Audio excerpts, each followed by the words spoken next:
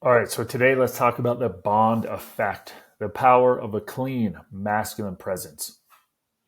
So, James Bond may be a fictional character, but he reflects something very real about the way men are meant to carry themselves: composed, grounded, masculine. No wasted movements, no attention needed. His presence speaks for him. Now, this isn't about copying James Bond, the character, but it's about reclaiming the masculine standard of how a man shows up in the world. So let's go over some of the key points about James Bond. We have to remember that Bond is composed under pressure, never flustered, clean cut, intentional, well groomed, has a strong jawline, no feminine softness. He doesn't try to stand out by being loud. He stands out by being unshakable. Now, I want to tie in some biblical aspects to this. If we look at Proverbs 17:27, the one who has knowledge uses words with restraint, and whoever has understanding is even tempered. So I want you to think that a high value man or a godly man doesn't talk more, he speaks better. Bond embodies this. So I want you to think, what do you think about James Bond's presence? His presence to communicate to men, to women. When do you personally feel most composed, and when do you lose it? We have to remember that presentation does matter. Being clean cut, tailored clothing, a strong posture, it communicates strength and discipline.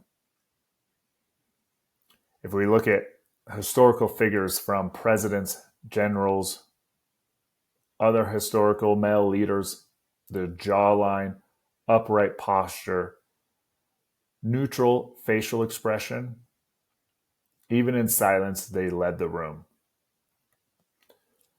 I really want to express, this may contrast with modern trends where you can be overly expressive, passive, have a sloppy appearance in today's culture. Fashion and grooming trends blur lines with gender. Men right now, currently young men, have bangs. Bangs is a very feminine feature. We are not called to blend in. As men, we are called to lead. If we think about 1 Corinthians 14:33 and 40, for God is not a God of disorder, but of peace.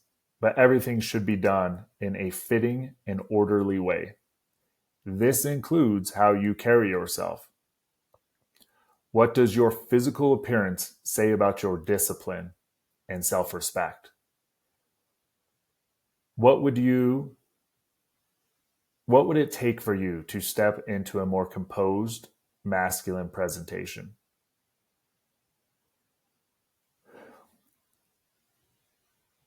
I want you to think that masculine does not mean a uniform. What do I mean by this? Think of a Matthew McConaughey.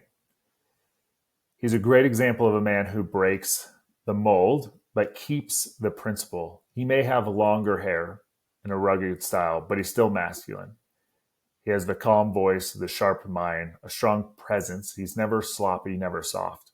His hair never covers his forehead or his facial features. It is always pulled back. And his rugged style. A masculine man can still have a rugged style. It's how he carries himself. And remember, masculinity isn't necessarily about a dress code or your hair length, but a lot about the energy, restraint, clarity, and conviction you carry. If you think about Matthew McConaughey with his longer hair, he is composed, grounded, confident in who he is. That's what women respect and men follow.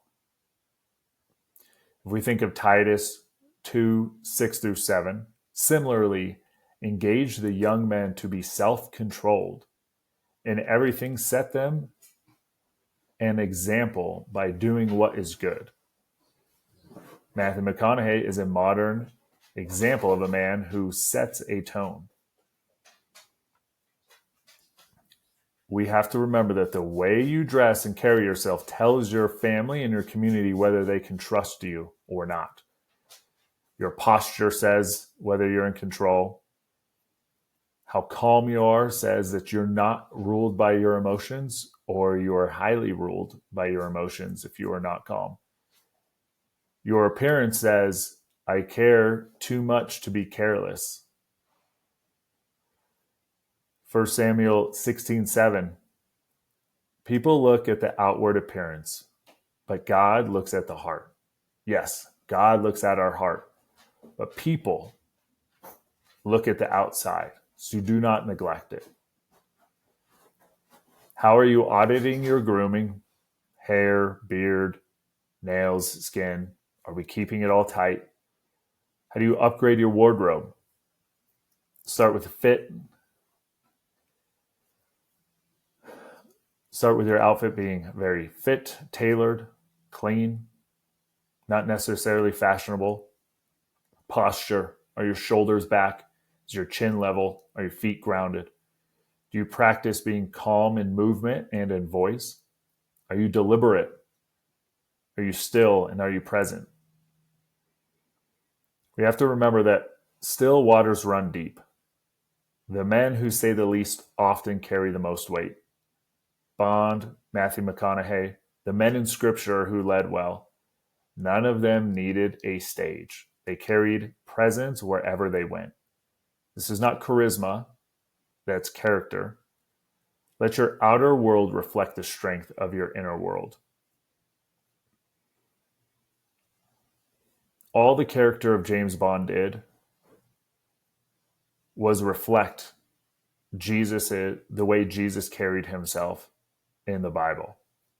Outside of killing bad guys and courting women, when Jesus was in front of Pontius Pilate, he was calm and composed through false accusations.